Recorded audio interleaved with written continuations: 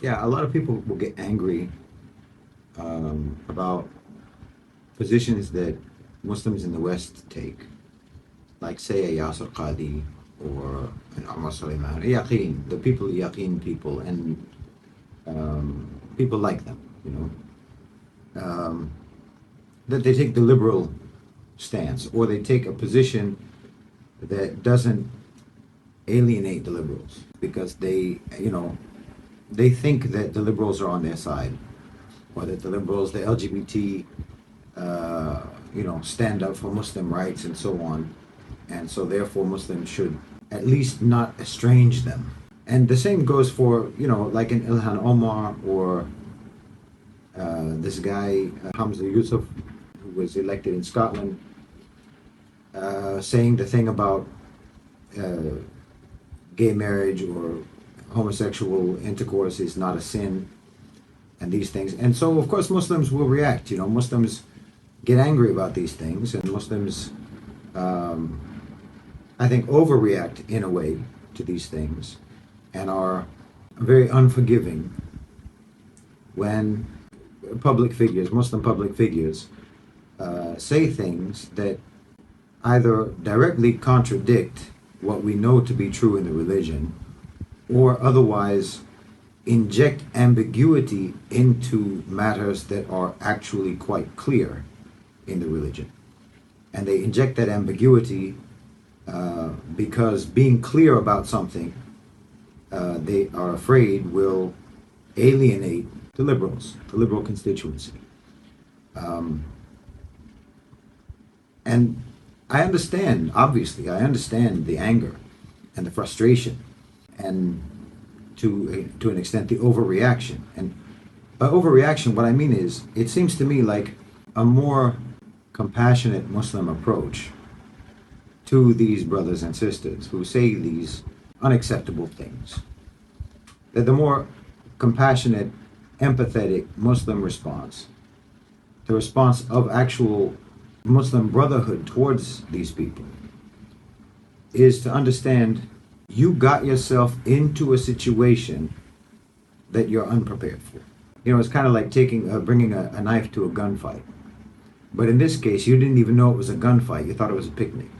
Because you can never allow yourself to forget who the kuffar are and what they are and how they feel about you. There's no excuse to forget that because it's in the Quran. We know, and Allah had to tell us, and He had to remind us of this because otherwise we wouldn't know, because we are a trusting and a kind-hearted people. And we don't have hostility and malice in our hearts. So Allah had to tell us that it's you who love them and they don't love you. And that, what they say in front of you, even when they express hostility in front of you, it's still nothing compared to the hostility that they are holding inside and that they say amongst each other about you. This is what we know to be true. Now, the Quran also allows there to be exceptions to this, that there are some non-Muslims who don't feel this way, but they are the exception that proves the rule. Because, in my experience, growing up in the West, growing up in America, 52 years of life now, 30 something of which as a Muslim, in all of my life experience, in all of the ways that I've dealt with non-Muslims over the years, over the decades, in various capacities, my experience is that no matter what your relationship is like with them, no matter what type of relationship you have with them, even if it's a business relationship, if you're co-workers, if you're colleagues, if you're neighbors, if you are working together for some political cause, casual acquaintances, it doesn't matter. In any type of relationship that you have with them, eventually they will try to make you compromise in your deen. Eventually. Religion is going to come into it. Even if religion has nothing to do with the nature of your relationship with them, they will bring religion into it. And by bringing religion into it, what I mean is they will try to bring into it something that will make you compromise either compromise your deen or make you confirm for them that your deen is extreme. They can't avoid it. They can't get over the fact that you're Muslim. It bothers them. It grates on them. It's like a kind of mental illness. It's like it's a worm in their head. They cannot deal with you fairly. They cannot deal with you objectively. They cannot deal with you without bias, impartially. They can't do it. No matter what, even if it's your mechanic, who's working on your car, doesn't matter. Eventually, today, tomorrow, a year from now, at some point in that relationship, they will bring religion into it for the purpose of trying to make you compromise in your deen or trying to make you seem extreme in your deen. They can't help it. It's really something they can't help. And they're just adversarial about Islam. It bothers them. It just bothers them. It doesn't mean that you can't have relationships with them, that you can't work with them, that you can't deal with them, that you can't, have cordial relationship with them. You can. But the condition for that is that you always remember this problem that they have with you. You have to always know that it's there. And so whatever relationship you have with them, whatever common interests you may be pursuing, or whatever advantages that they're getting from you in the relationship is only allowed because those advantages are important enough to them that they're able to suppress their awkwardness about you being Muslim, their discomfort about you being Muslim, their hostility towards Islam.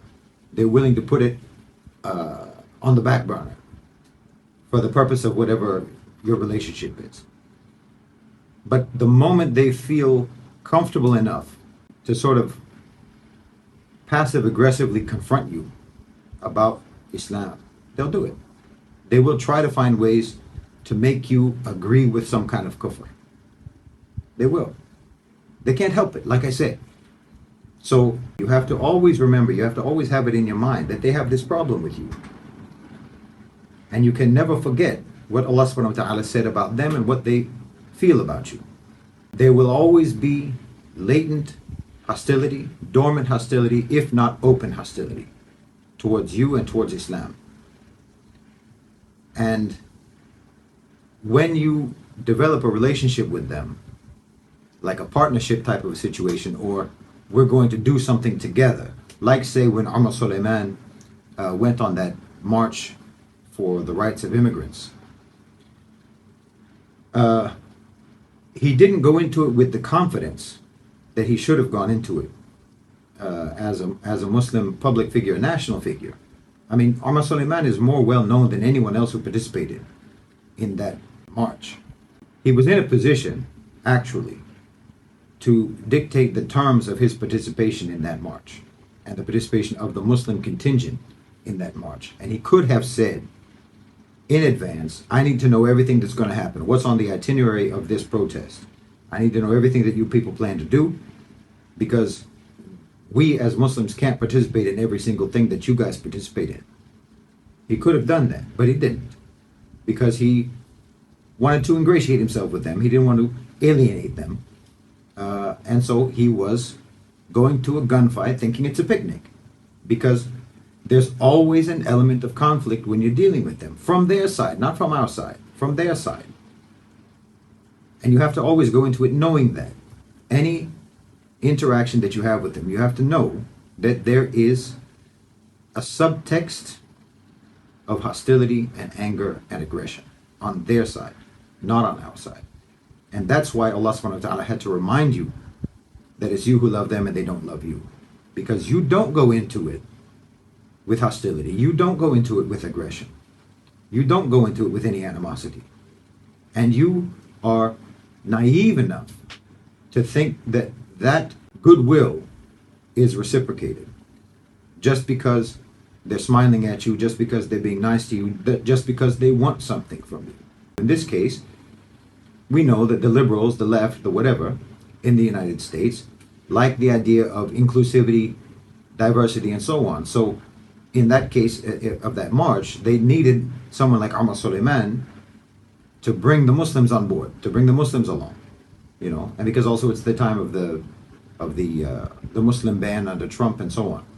So the Muslim participation gave them more credibility, gave them more clout, made it more virtuous, according to their framework. But still, they can't help it. They have to do some open, blatant, offensive kufr and get you to approve, to co-sign on it, or to even participate in it. No reason for any of that. They just do it because they have to. They can't help it. The same with this guy in Scotland about the LGBT and gay marriage and homosexual intercourse and so on. When that reporter asked him, is it a sin? Do you believe it's a sin, gay sex? Sin, this is not political language. What are you talking about, sin? This isn't political language. I'm an elected official. I'm a politician. Why are you asking me about sin? Ask me about the law. Why are you asking me about using religious terms?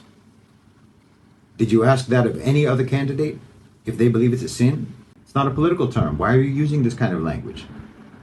Because you want to compromise me and compromise my Deen.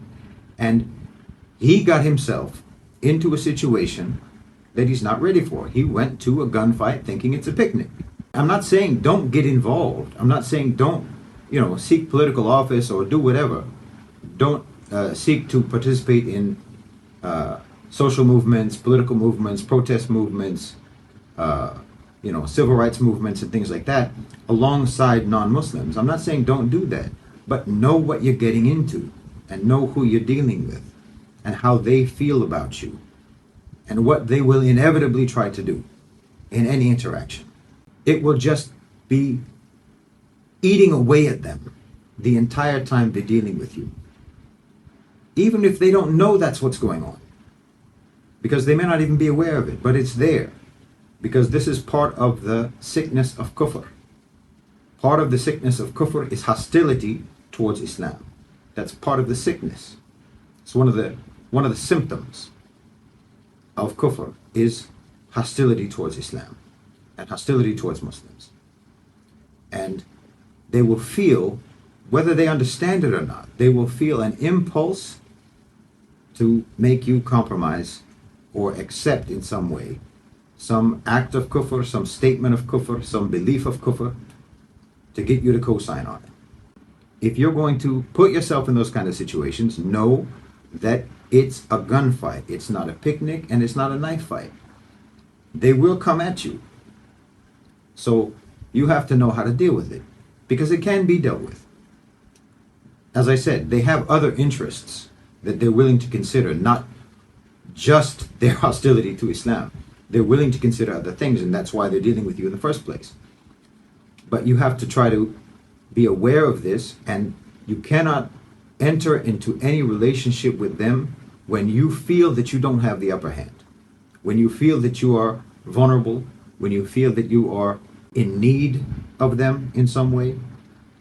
If you're not entering into the interaction from a position of authority and confidence, then don't enter into that interaction if you can possibly avoid it. Because they will take advantage of you.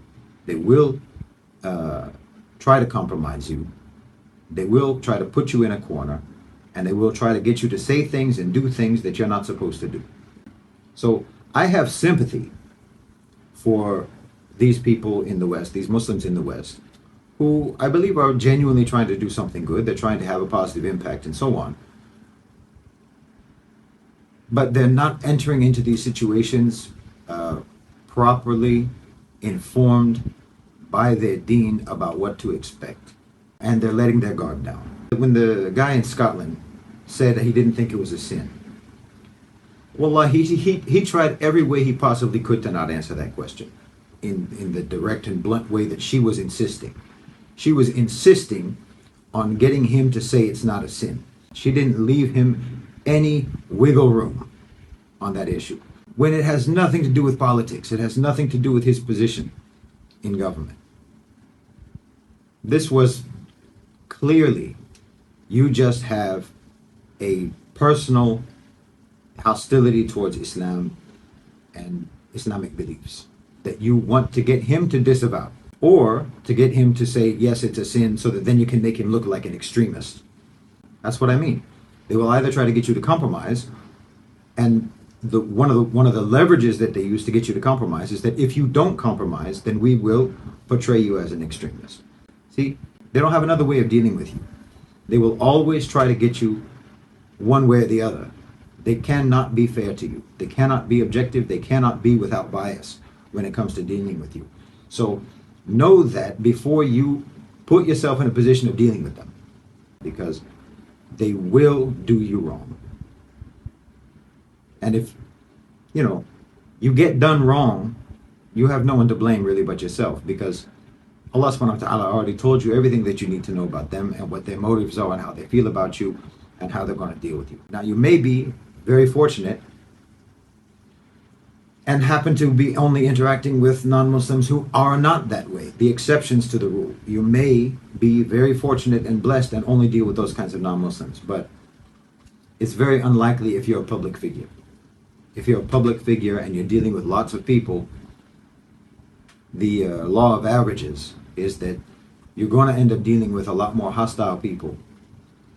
And don't be fooled into thinking that they're not hostile just because you're working together.